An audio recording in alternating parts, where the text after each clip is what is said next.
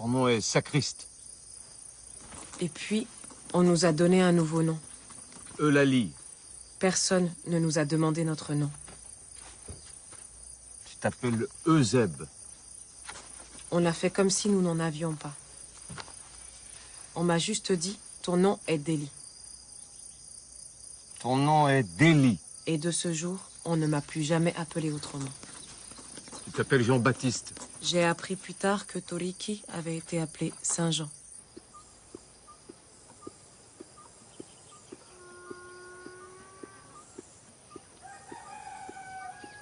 Votre parrain ou marraine vous enseignera les usages de l'habitation. Si vous obéissez, si vous faites correctement votre travail, vous serez bien traité. Mais tout acte d'insubordination, toute tentative de rébellion ou toute tentative de fuite seront sévèrement punis selon les dispositions prévues par la loi. L'esclave qui aura frappé son maître, ou la femme de son maître, ou leurs enfants, avec contusion ou effusion de sang, sera puni de mort. Et si vous cherchez à vous enfuir, vous serez aussi puni selon la loi. À sa première tentative, l'esclave fugitif sera marqué d'une fleur de lys à l'épaule. À la deuxième, il aura le jarret coupé. Et à la troisième, il sera puni de mort.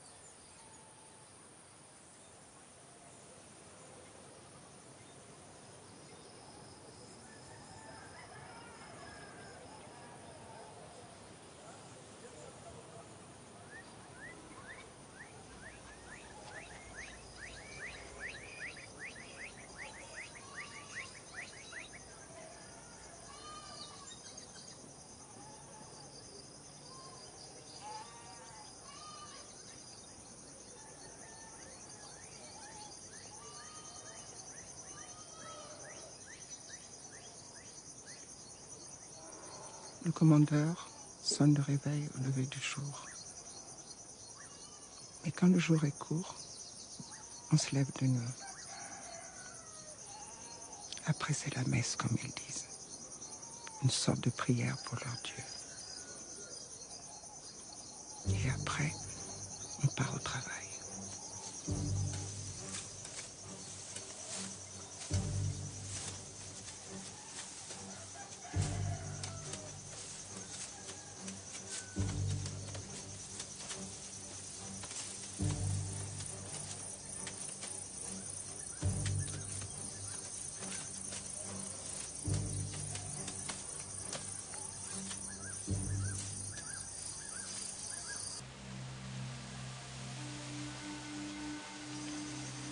Tu peux racheter ton corps. Ça veut dire racheter ta liberté. Et la plupart des nègres qui travaillent dans ce pays de malheur meurent au travail avant d'avoir pu économiser assez.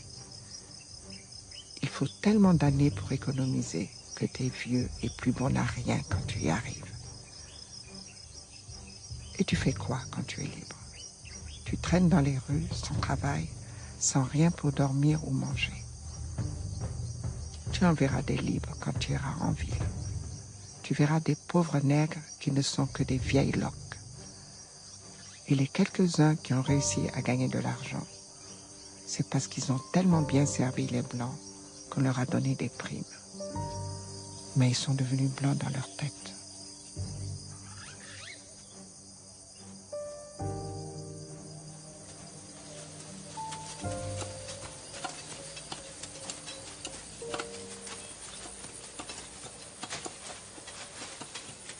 Pour moi, Madame, les gens de France comme vous se font des idées parce qu'ils ne connaissent rien à la véritable situation dans les colonies. Vous venez d'arriver.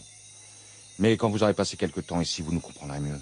Et vous vous convaincrez de la nécessité de conserver l'ordre établi par le maintien de l'esclavage. Il n'y a pas de travailleurs qui veuillent venir de France. Et quand par hasard il y en a un, ils ne résistent pas au climat de cet affreux pays. Seuls les nègres habitués à la chaleur des tropiques peuvent travailler ici. Mais la race de l'homme que nous avons à commander est infernale et traître. Ce sont de véritables serpents. n'est-ce pas un peu excessif? Les nègres et les gens de couleur n'ont guère en vue qu'une chose, et qui fait frémir. la destruction des Blancs. Pierre, J'espère que nous trouverons à ma fille un bon parti, pour qu'elle puisse contribuer à accroître la race des honnêtes gens, tandis que nous travaillerons ici à diminuer celle des scélérats. Et c'est aussi ma mission, monsieur de Sar. Ce n'est que par les moyens les plus sévères, les exemples les plus marquants, et en vérité, il faudrait inventer de nouveaux supplices pour faire périr les scélérats, que nous parviendrons à maintenir notre tranquillité pendant encore quelques années. Pourtant, il me semble que vous n'avez jamais été aussi prospère. Les colonies ne redeviendront jamais ce qu'elles ont été. Mais si le gouvernement veut la conservation des colonies et les protège un peu plus que par le passé, nous rétablirons notre fortune. Croyez que ce n'est pas rien d'avoir acheté chaque année 10, 15, 20 nègres pour remplacer ceux qui sont morts. Mais ils se donnent la mort avec une facilité déconcertante. c'est à ce moment-là que nous avons décidé de nous enfuir, de partir. Marrant, comme ils disent.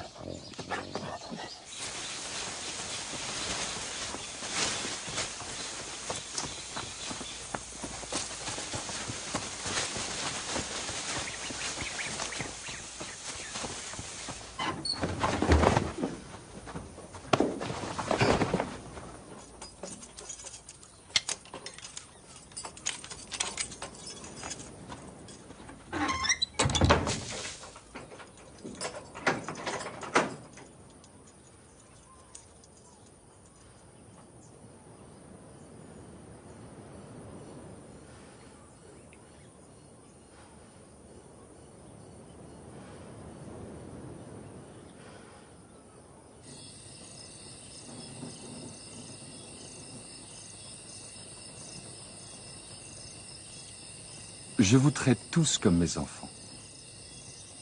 Aussi, j'attends de vous que vous me montriez le respect dû à un père. Et comme un père ne peut tolérer que ses enfants quittent sa maison sans son autorisation, je ne peux tolérer que certains d'entre vous se fassent marron.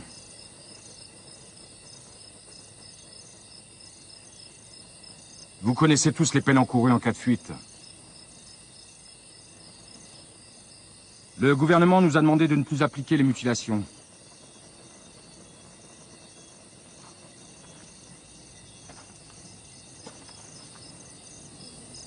Saint-Jean et Delhi n'auront donc pas les oreilles coupées. Mais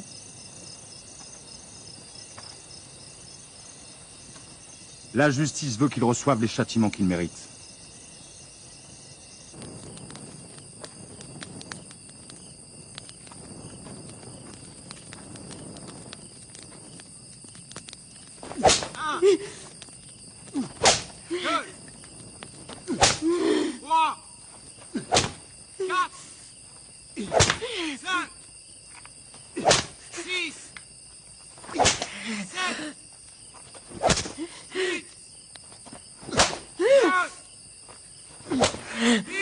J'ai été remise au travail le lendemain.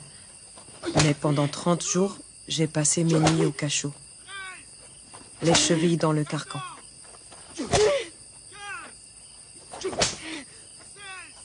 Avant de m'enfermer, le régisseur frottait mes plaies avec un mélange de citron et de purée de piment. C'était pour éviter l'infection. Mais c'était une véritable torture supplémentaire. Et à ce moment-là, j'aurais préféré être emportée par la gangrène plutôt qu'avoir à subir ça. Toriki, lui, est resté 3 jours au piquet, sans manger ni boire. Après quoi, son maître, le neveu de Pierre Dessart, est venu le rechercher. Toriki ne pouvait même plus marcher. On a dû le mettre dans une carriole.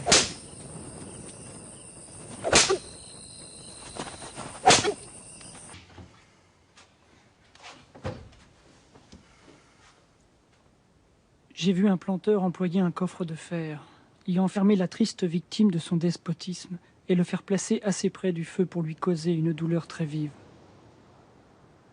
J'ai appris d'un jeune homme qu'afin de les reconnaître, il avait fait couper les oreilles à 6 esclaves que son père venait de lui donner. J'ai vu une négresse qui avait volé un canard, recevoir 50 coups de fouet, être frottée de jus de citron pimenté, être enchaînée en plein air et y rester 15 jours pour expier le crime affreux dont elle s'était rendue coupable. J'ai vu, mais je m'arrête. Je suis là de décrire des atrocités.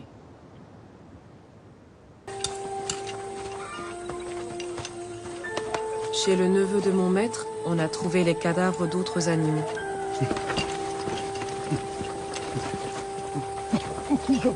Le maître de Toliki, Bonnefond, l'a accusé d'empoisonnement ainsi que 2 autres esclaves, Eusèbe et Solitude, qui attendaient un enfant.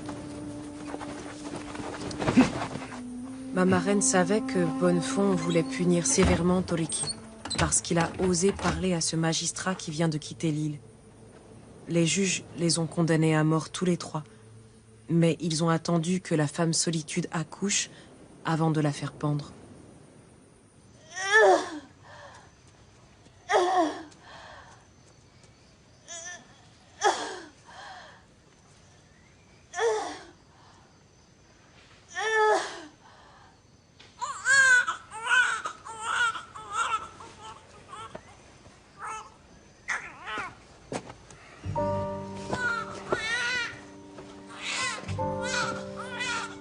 J'ai demandé à voir mon maître, Pierre Dessart. J'ai juré que les preuves étaient fabriquées et Toliki innocent.